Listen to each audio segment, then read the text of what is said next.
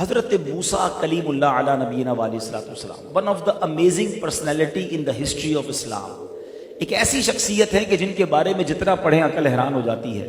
سب سے زیادہ قرآن کریم میں جس نبی کا ذکر ہے وہ حضرت موسیٰ علی نبینا علیہ السلام۔ آپ کی ولادت سے پہلے کا سینیریو کیا تھا ذرا سمجھیے گا حالات کو۔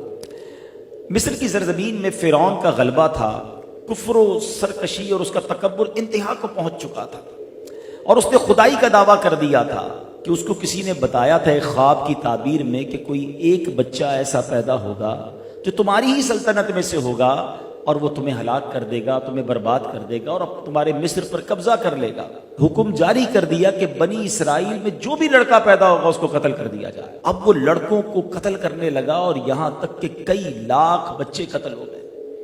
اب اس کے وزیروں نے آ کر اسے بتایا کہ اگر اسی اسپیڈ سے بچے قتل ہوتے رہے، اوپر بوڑھے مر رہے ہیں، نیچے بچے تم آگے بڑھنے نہیں دے رہے، تو آگے جا کے نظام حکومت کیسے چلے گا؟ ہمارا خادم کہاں سے آئے گا؟ نظام کام کرنے والے لوگ کہاں سے آئیں گے؟ تو پھر اس بے وقوف آدمی نے یہ حکم جاری کیا کہ 1 سال لڑکے قتل کیے جائیں، 1 سال کے لیے چھوڑ دیے جائیں۔ تو جس سال بچوں کو چھوڑ دیا گیا اس سال حضرت ہارون علیہ السلام پیدا ہوئے، مگر جو قتل کرنے کا سال تھا اس میں حضرت موسیٰ علی نبینا علیہ السلام کی ولادت ہوئی۔ وہ کہتے ہیں نا، ہم سنتے ہیں جسے اللہ رکھے اسے کون چکھے۔ آپ کی والدہ کا نام تھا یوحانز اور آپ لاوی بن یعقوب کی نسل سے تھی۔ اللہ کریم نے خواب میں یا فرشتے کے ذریعے ان کے دل میں یہ الہام ڈال دیا کہ حضرت موسیٰ علیہ السلام کو تم دودھ پلاؤ، اگر ہمسایوں کو پتہ چل جائے اور وہ شکایت کریں فرعون کی طرف تو بے فکر ہو کر حضرت موسیٰ کو اپنے بیٹے کو دریائے نیل میں ڈال دینا، اور ہم اس کی جدائی کا غم نہ کرنا، ہم تمہارا بیٹا تمہاری طرف لوٹا دیں گے۔ اب یہ کیسا ماں کا دل تھا، ماں اپنے بچے کو دریا میں ڈالے، کبھی دنیا میں سنا ہے؟ مگر اللہ کی وہ بندی کیسی ہے، رب پر بھروسہ کیسا ہے، اللہ کے وعدوں پر یقین کیسا ہے۔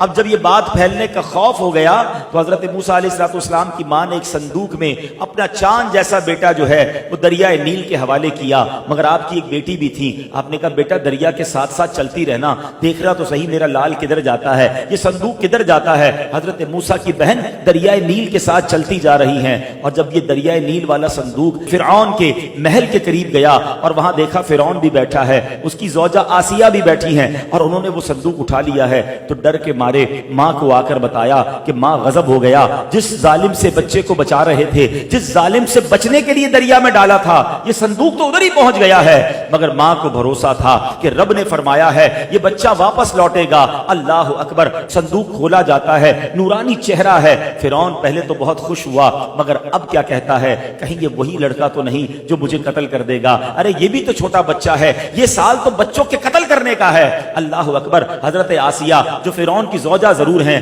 مگر اللہ والی ہیں، انبیاء کی نسل میں سے ہیں، فرعون کبھی انہیں چھو نہ سکا تھا۔ حضرت آسیہ کیا کہتی ہیں، دیکھو تو صحیح کتنا نورانی چہرہ ہے، اور یہ تو سال سے بڑا لگتا ہے، تم نے تو اس سال والے بچوں کو قتل کرنے کا کہا ہے نا۔ حضرت موسیٰ کی گروتھ بڑی اچھی تھی، آپ کی ہائٹ بڑی اچھی تھی، اور اب وہ کہتی ہیں یہ بچہ ہماری آنکھوں کا نور بنے گا۔ بہرحال فرعون کو کسی طرح اس نے راضی کر لیا، مگر یہ تو بچے کے دودھ پینے کی عمر ہے نا۔ اب بچے کو دودھ پلانے کے لیے آیا لائی گئیں، خواتین لائی گئیں، وہ کسی کا دودھ نہ پیے اور وہ رونا دھونا مچا رہے تھے۔ حضرت موسیٰ کے پاس ان کی بہن پہنچ گئیں اور وہ جا کے فرعون سے کہتی ہیں ایک خاتون کو میں جانتی ہوں، وہ بڑی پاکیزہ خاتون ہے اور مجھے امید ہے یہ بچہ ان کا دودھ پی لے گا۔ اب فرعون نے کہا کسی طرح کوئی ایسی عورت لاؤ جس کا یہ بچہ دودھ پیے۔ اللہ اکبر، اب وہ بہن دوڑتی ہوئی ماں کے پاس آئیں کہ ماں چلو اپنا کام ہو گیا ہے، فرعون کے محل میں چلو، اب تمہیں اپنے بچے کو ہی دودھ پلانا ہے۔ اللہ اکبر، وہ ماں جب فرعون کے محل میں جاتی ہے،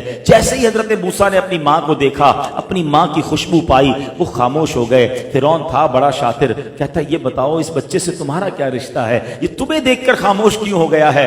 اب یہ بات بڑی سینسٹیو ہو چکی تھی، مگر آپ کی والدہ کہتی ہیں میں ایک پاکیزہ خاتون ہوں، میرا دودھ بھی بڑا پاک ہے، جن بچوں کے اندر نفاست ہوتی ہے، جو بچے نیک فطرت ہوتے ہیں، وہ میرا دودھ سکون سے پیتے ہیں۔ اللہ اکبر، حضرت موسیٰ اب پھر ماں کی گود میں آ گئے ہیں، اس محل میں ماں کی گود میں آئے ہیں جدھر سے ڈر تھا کہ قتل کر دیے جائیں گے۔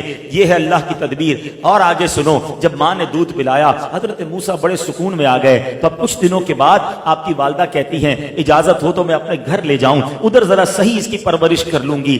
فرعون کہتا ہے ٹھیک ہے تم اپنے گھر لے جاؤ۔ روزانہ دودھ پلانے کی ایک اشرفی دی جاتی، ایک سونے کا سکہ تحفے میں دیا جاتا۔ اللہ کی شان دیکھو کہ جس ظالم سے بچنے کے لیے اس خوف سے دریائے نیل میں ڈالا گیا تھا، اللہ نے ماں کی گود میں بچہ واپس بھی عطا فرمایا، اور ماں اپنے بچے کو دودھ پلا رہی ہے، روز بادشاہ کی طرف سے انعام بھی ملنا شروع ہو گیا۔ سبحان اللہ، یہ اللہ کی قدرت کا وہ نظارہ ہے کہ جو سمجھنا ہے کہ میرا رب چاہے تو فرعون کے منہ سے، ظالم کے منہ سے حضرت موسیٰ کو کس طرح بچا سکتا ہے۔ بس وہ کہتے ہیں نا کہ وہ یقین درکار ہے۔